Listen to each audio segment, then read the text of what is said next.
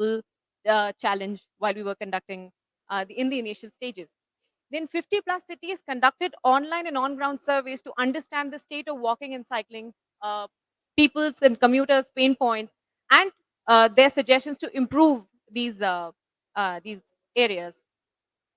Over 50 cities conducted cycling and training camps on the ground to train people how to cycle if they did not know how to, and campaigns for building awareness around cycling and walking.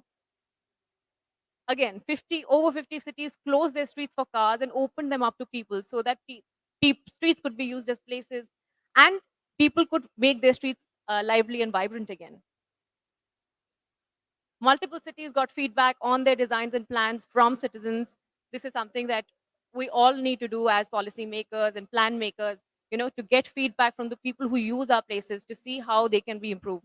This is something that was done under all of our challenges, including the Nurturing Neighborhoods Challenge, Streets for People Challenge, Cycles for Change Challenge, and Eat Smart Challenge, also Transport for All Challenge. Local champions amplify the voice of the community. Now, let's hear from some of our allies who are working to make this cycling and walking around our cities a movement from the ground up.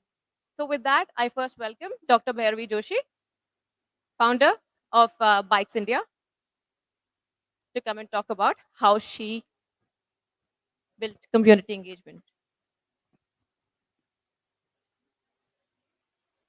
Good evening, everyone. Yeah, first of all, thank you, ITDP Ministry, to invite me here as a local champion. I'm just a citizen, so it feels immense pleasure being a part of such a wonderful event today, because um, here there are authorities, there are CEOs, there are students and government officials, people from ministry, and when a citizen of a city gets the chance to present himself or herself, it's a like very prestigious and a pleasurable moment. I have been working. Okay, it's working. I don't know. It's okay. Yeah. So I've been working with multiple cities. Just to give an introduction, basically I'm a dentist by profession, but my passion for cycling brought me into this field. I was then the bicycle mayor of Valsad, a small town just 150 kilometers away from Surat. And my journey started as a cross training for running.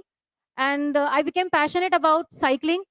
I became the bicycle mayor in 2018, and I came across a community of people who were working for cycling as a means of commute for the environmental benefits. And there my journey started, how I should also promote being one of the leaders in my city as a doctor. I always knew about the health benefits about cycling and running, walking. So we started doing campaigns, and we brought about a lot of change in that small town. Gradually, our bicycle mayor network gradually started expanding, and there was a stage in 2019 when we had a network of some 40 bicycle mayors. And I stepped down as a bicycle mayor, and I became the CEO director along with two other directors of Bikes India organization, which is a decentralized organization of Bikes Netherlands. We all know Netherlands is known as a cycling nation. So a lot to learn from them, but yes, with an Indian texture and an Indian flavor, because our cities are totally different. Every city is different. So the bicycle mayors, they are the local champions who, according to their city, they create, they design campaigns, they work with the government and promote cycling as a means of commute. So this was just a background so that people here understand why I'm here, what is Bikes India and what is Bicycle Mayor Network. Bicycle mayors across the country have been a part of the Cycle for Change Challenge, Streets for People Challenge. They have been the local champions. So not only me, the whole network is a champion over here. So on behalf of everyone who is working from the Bikes India team and the other local champions who are not there from the Bikes India team. So when I was young, and I think many of us here, we have experienced this scenario. Am I right? Like the roads were safe. We could just travel here and there by walk or by cycle. It's not about cycling or cycles or pedestrianization. It's about safety. The roads, Like now, if you want to just move about on the roads, you have a little bit of fear in your mind. Someone will come over, पीछे से कोई ठोक देगा, आगे से कोई आएगा, पीछे से कोई honk करता रहेगा.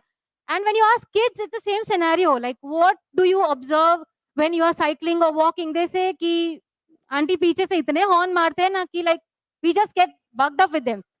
So that's a common scenario right now. We all know that India is changing. India is progressing. It's a progressive India. We are recognized on the world map for so many missions which are taken, like which are going on. Swachh mission, Swachh Bharat mission, Cycle for Change. Yeah, it's recognized worldwide right now. So we are progressing, but yes, we are progressing in the field of population explosion also. If you consider our nation, states, cities, there is a tremendous increase in the population growth also. And along with that, I think here every person would be owning a vehicle. A single person in a family has one vehicle. So 4 members, 4 vehicles, be it a two-wheeler, be it a four-wheeler. I would sadly like to say that yes, I have two two-wheelers and 3 cars.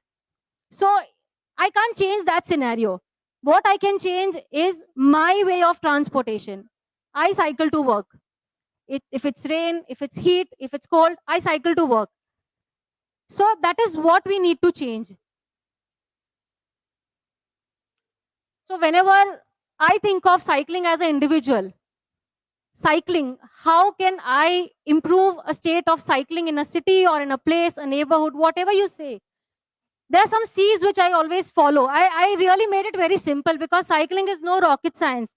किसी को भी आप पूछो, it is okay. Safe नहीं है, ये नहीं है, वो नहीं है, cycle नहीं आती है.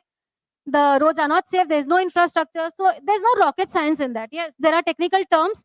जो पहले even I was confused, but now I have made everything very easy.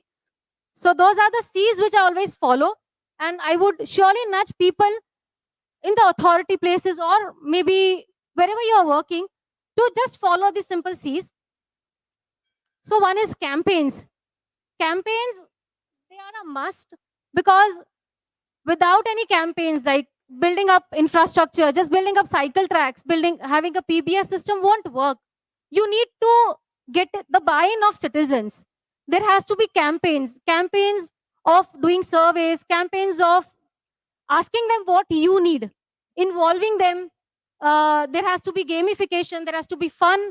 So different type of campaigns according to the target audience. You need to select the target audience. You can have children, you can have, as rightly said, you can even have campaigns with laborers. The people who don't have any choice, they are using it by compulsion, they are using the cycles. You can have campaigns along with them. You can have campaigns for female, you can have campaigns for elderly, family campaigns. That is a must and at regular intervals. कि नहीं ऐसा कि January, December, January, they are cold months, okay, let us do more of cycling campaigns.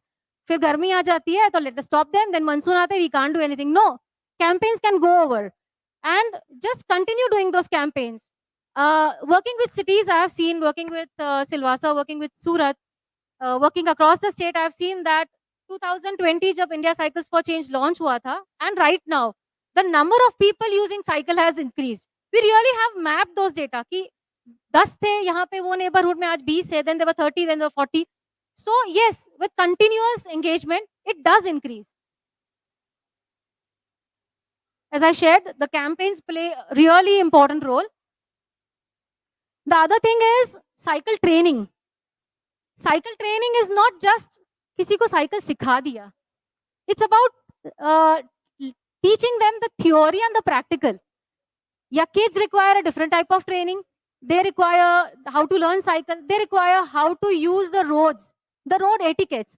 आप देखते हो कि you know what happens, like when kids travel on road, they just travel in those lines 1, 2, 3, 4, and पीछे से गाड़ी honk करती रहती है. So they need to know that they have to travel and they have to cycle in a single line. They need to know the basics of road traffic when they are young, so that the behavioral change starts happening from a very young age. Those habits are inculcated in them. So cycle training has a very diverse set of things. In my city, in Surat, we all experimented with a cycling curriculum, which taught them about the basics of cycling. Like the 3rd to 5th grade, they just need to move around in the neighborhood. So how they should know about that. Then after 5th grade, they need to go to the next neighborhood. So उतना कैसे travel कर सकते हैं? And then when you are above 7, then it is like you need to know how to move around in the city. So those are the different aspects of cycle training. Then yes, there were some cycle training camps which are very useful in the slum areas. The females who use cycle for like who walk for work, the cooks and the maids, that they really just once my cook just shared with me that if I knew how to cycle and if I had a cycle, मैं दो की जगह चार घर कर पाती and I would really that income would help me. So in Surat we have started a 75 slum campaign wherein we are training those females who can then travel by cycle and increase their income. Then comes community engagement, as I shared. Continuous community engagement is necessary. Yes, continuity from the side of the local government. एक बार cycle track बना दिया, then what? Community engagement हो गया, cycle training हो गया, everything is done. Then start focusing on the other C's. Continuity like the traffic calming thing, reduce motor vehicular traffic by parking fees, by charging them for parking, odd even parking. Then intersection designing, physical segregation for cycling path, and enforcement again. And the final thing which I always say, collaboration. Alone we can do very little, together we can do much more. Any city or any city I was there, there was a collaborative effort of the city officials, the NGOs, the departments, the different departments of the city. It's not that only the transport department, the health department, the sports department. So the core team which was formed through IC4C, so it showed that collaboration is the key to success.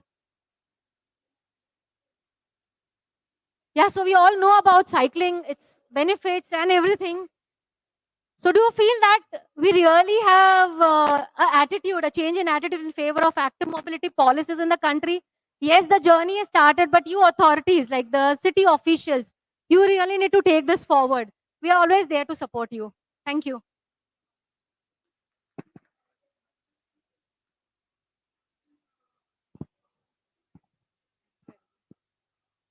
I now invite Ms. Sobia Rafiq from Sensing Local in Bangalore, running an innovation lab, right?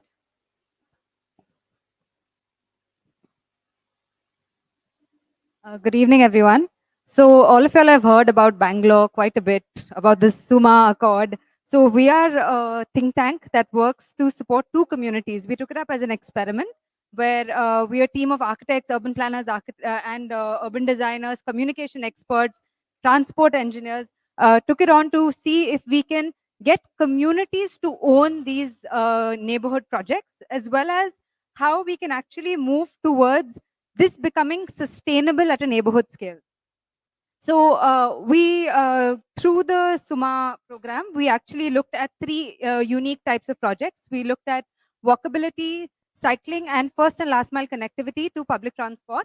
And we did this in two unique types of neighborhoods in Bangalore. One was a planned, very old core heart of the city neighborhood called Malleshwaram. You'll get the best dosas there.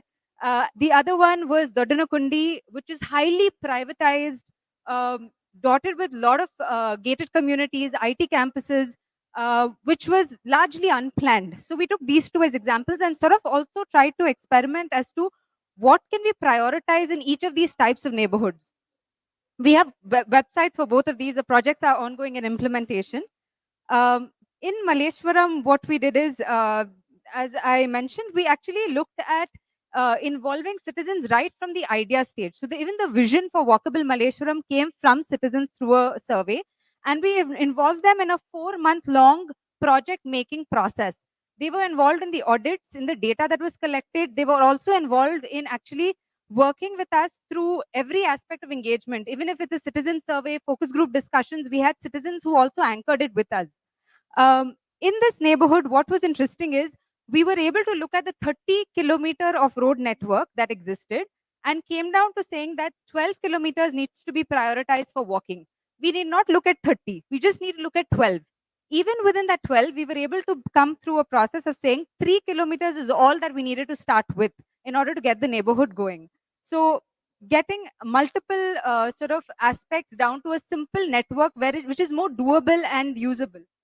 Similarly, in Dodunakundi, this is one of the places where DALT has actually implemented the outer ring road pop-up cycle lane. Now, the problem with the cycle lane at a city level is it did not feed into the neighborhood. So we took it upon us to say, is there a network that we can build that can feed till the neighborhood scale so that adoption increases? So in this particular stretch, this ward, which is a 12 square kilometer ward, we looked at 53 kilometers, bringing it down to around a 22-kilometer pilot route. And within this, what we prioritized is a 14-kilometer loop of complete streets. So we have the bus priority lane here. We have the metro that's coming up. We have a lot of tech IT campuses that are there. So pushing for cycling through that. What different have we done? So there is a lot that's happening, but I think the interesting part of what we've been able to achieve, because this has been driven with communities and we've been supporting them, we had around 4,500 citizens that were engaged in this whole process. It was through our audits, our design processes, design workshops, all of these.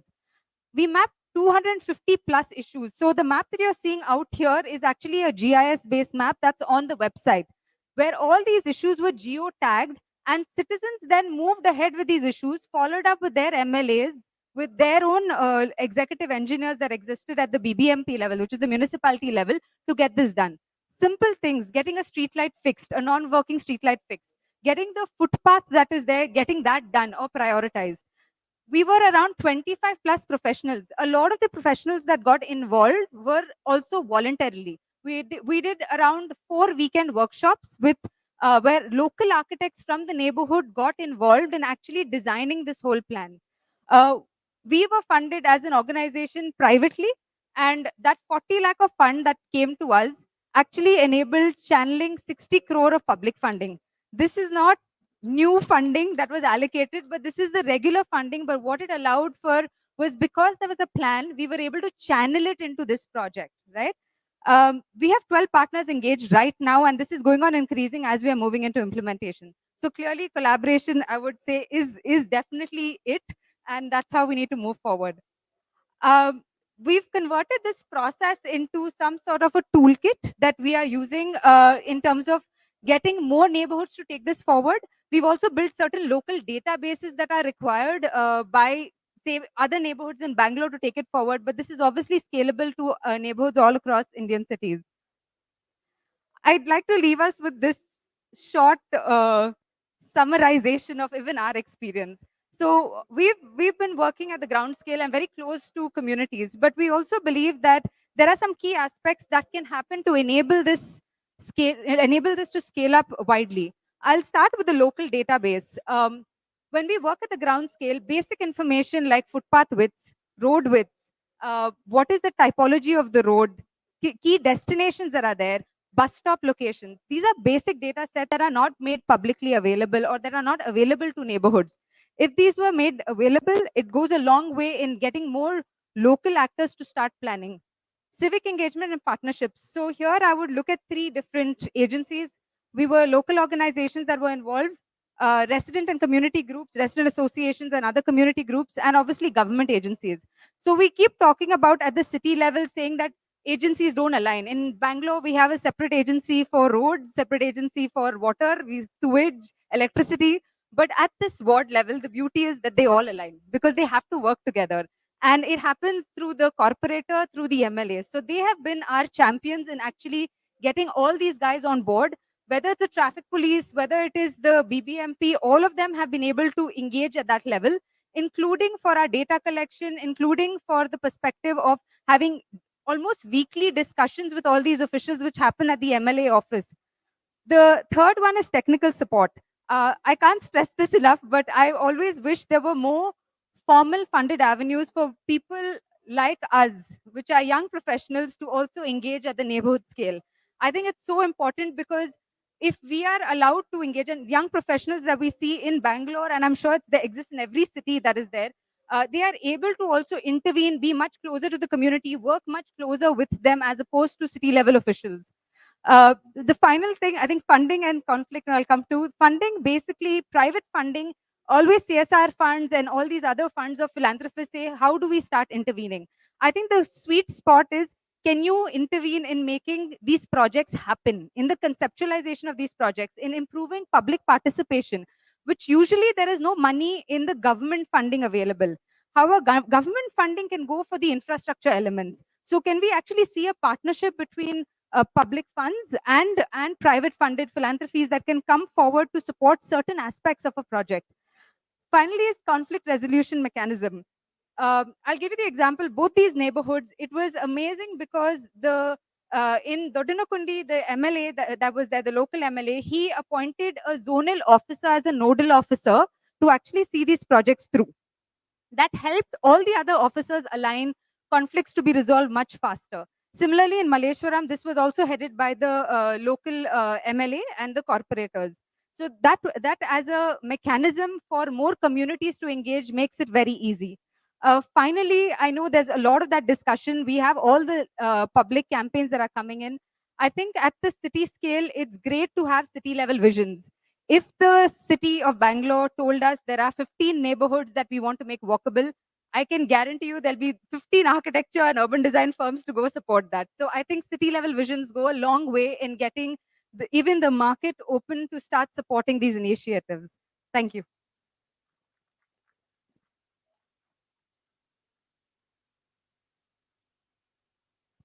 Thank you so much for the presentation, Sobia. It's like we all the stakeholders have their tasks cut out for them, and it's good to have all the challenges laid out as well and the areas of opportunities that you outlined. So thank you very much. Um, the last person I call here as the panelist is Mr. Sambha Vayachi, who is doing great work in Jabalpur, is personally involved. He's the additional commissioner in Jabalpur, and he's personally involved. He's one of our ace cyclists in the Freedom to Walk Cycle Challenge as well. So let's hear from Samba. Uh,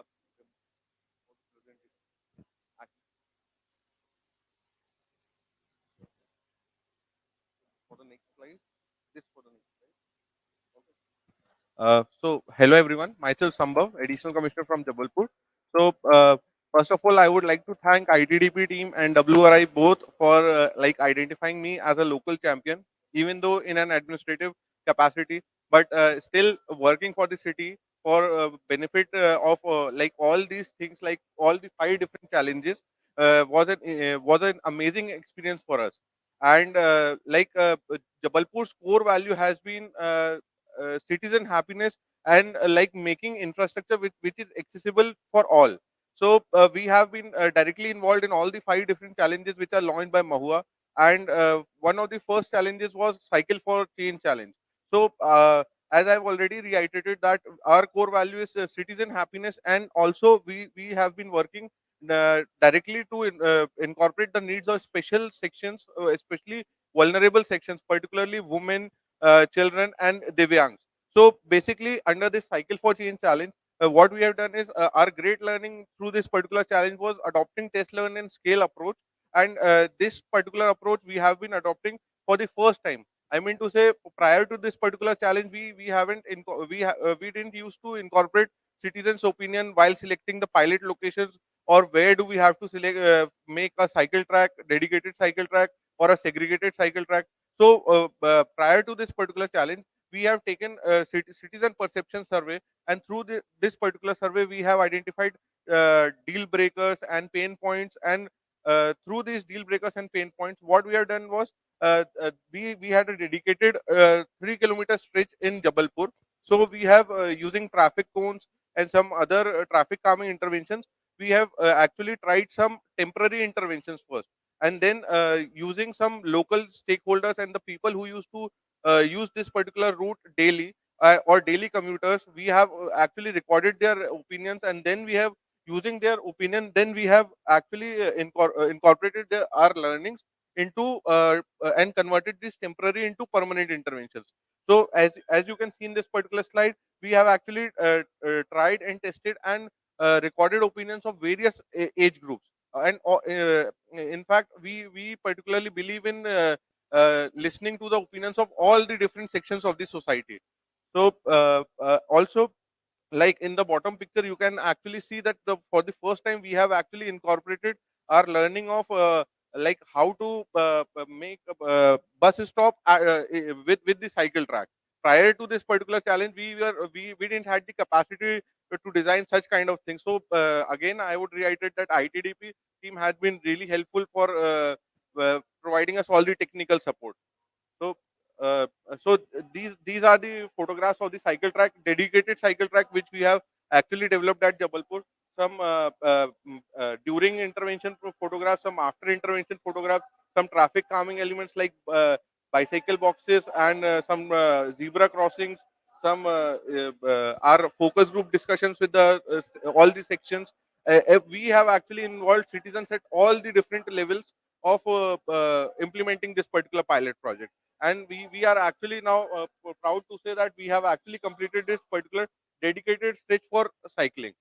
So other than this, now moving on to the second challenge, which was street for people challenge. Again, this was a very unique and a different challenge for us, and identifying different pilots based on high footfall location, availability of some parallel parking spaces, some off street and on street parking spaces, and some like based on popular opinion, like where to choose our pilot. So we have actually this was the first competition through which we have actually crowdsourced the design in Jabalpur. So initially we have shortlisted four different pilot locations. Initially we have shortlisted four different pilot locations. One was like a recreational corridor. One was